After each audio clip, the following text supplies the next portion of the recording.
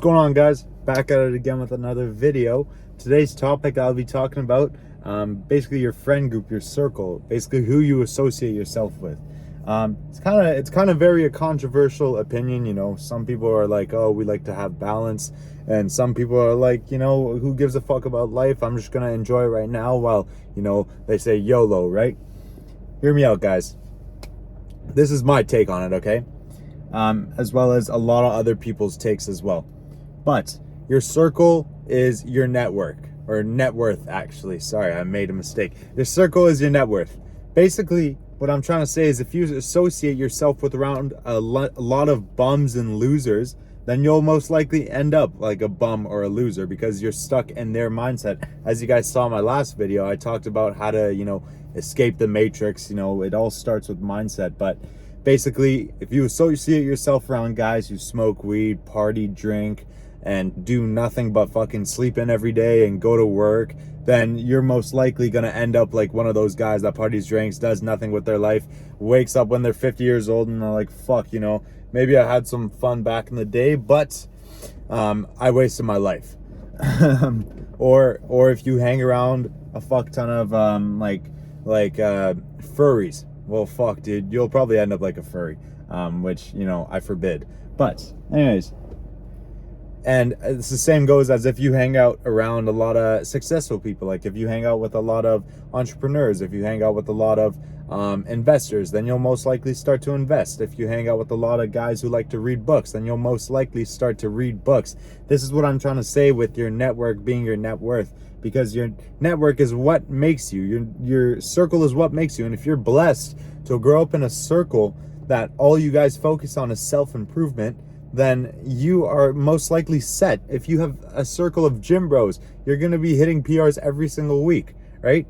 So you need to associate yourself around the people you want to be. If you want to be a doctor, then go to school and associate yourself with doctor friends, not with, you know, your psychologist friends that went to school for psychology, but they're actually just going to go there to party because they're your friends from high school. And, you know, it's tough making that sacrifice of, I wouldn't say abandoning, because you can't really abandon a person you've known all your childhood, like since you were kindergarten or something like that. You can't really abandon them and stop talking to them, but you do have to minimize them, because that belief of, you know, them being in a completely different circle as you,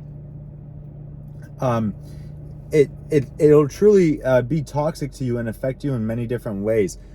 So that's why I would say you need to minimize your friends that aren't associated around what you want to do.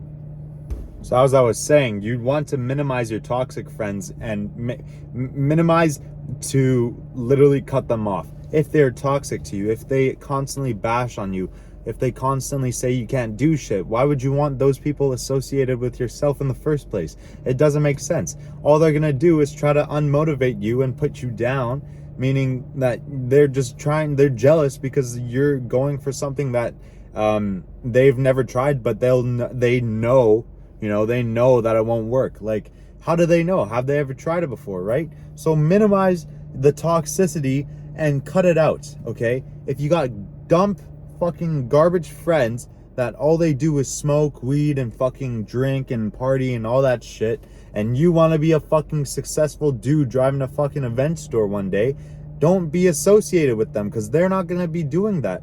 Their mind isn't on that, because they are in a static mindset. Like I was saying in the last video, they're in a static state of mind where their beliefs are limited. Their beliefs are super limited. They don't believe they can achieve the stuff that, you know, Jeff Bezos has achieved, which is, you know, a fair thing, because Jeff Bezos has achieved so many things.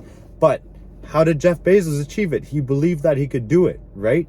Nothing's stopping us. We all have the same 24 hours as Elon Musk and Jeff Bezos. You just need to provide value and solve a problem that many people have in their every single day-to-day life. And that's how you become a billionaire.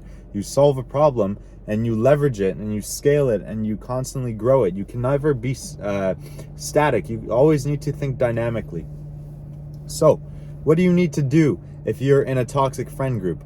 Hear me out, guys. Cut it out. Cut them out, okay? Maybe once a week say, hey, what's up, whatever, if you want to. Other than that, cut it out. You don't need it. You don't need it. You absolutely do not need it, okay? So cut them out, all right? If you know where they're gonna end up in 5 years from now, cut them out, okay? Because if you think about it and you compare themselves to you, if you say, well, you want to be a successful multimillionaire in 5 years from now, but you know that this person is going to be working at a regular everyday job and he's going to hate his life. Why would you want that person as a friend or someone close by or in your circle? So that's why you're going to have to cut them out, and you're going to have to find new friends. You're going to have to network. You're going to have to talk to new people, maybe at the gym, maybe outside of the house, maybe at the mall. Who knows? Maybe you see a guy in a Audi R8 or a Lamborghini pulls up to the gym and you want to go talk to him. That's what I did the other day. I was at the gym and there was this guy in an Audi R8, a brand new one. It's around $300,000 after taxes and all that stuff. And I was like, I went up to him and talked to him because I wanted to know how he did and I wanted to know how his mindset was. And he was super open-minded. He was super chill, and I talked to him for a bit and we got along, and he even suggested me a couple of books. And same thing has happened last year where I met this one dude who drove a McLaren 720S, which is also around like $400,000 or $500,000. And I talked to him. He was the chillest dude ever. He told me everything. He told me everything he knew. He was saying how, he got his success through investments and all that stuff. And he was young. He was like 40 years old. That's getting rich quick, in my opinion. If you get rich and you're settled down at 40, you have 60 years to now live the best life of your life. You've achieved everything you needed to achieve 40% of your life. I consider that getting rich quick, as well as getting rich in 5 years, getting rich in 10 years, but you got to prepare yourself for when money comes to you, is what I've heard. You need to prepare yourself. But back to the circle talk. So yeah, cut the bullshit, all right? Find new friends, find people associated around what you want to do and what you want to be, all right? You can find these people at the gym. You can find these people on meetup apps. You can find these people on LinkedIn. You can go for internships and intern with these people. You can find them driving the nice cars and everything like that, and you can talk to them. They're open-minded. Rich people love to talk. It's just this belief that our parents have put on us. Oh, don't talk to him. He's some snobby fucking rich dude. No, it's not the case. Every single wealthy person I've talked to who's driven a nice car, who has a nice house, is crazily open-minded, super nice. As long as you think like how they do, you should not have a problem. You should have zero problem. Put yourself in that millionaire mindset. Do not put yourself in a shit mindset and circle yourself around dead fucking friends. I'd rather fucking eat a shish kebab covered in fucking cumin, dipped in fucking used water, all right? And it doesn't make sense, but you understand what I'm trying to say, okay? So that's going to be it for today's video. I was talking lots about static and dynamic mindsets. That's going to be my last video. So if you guys want to check that out, I'll put it right over here or over here, one of these two. And I will see you guys next time. Check out those videos and grow and be better.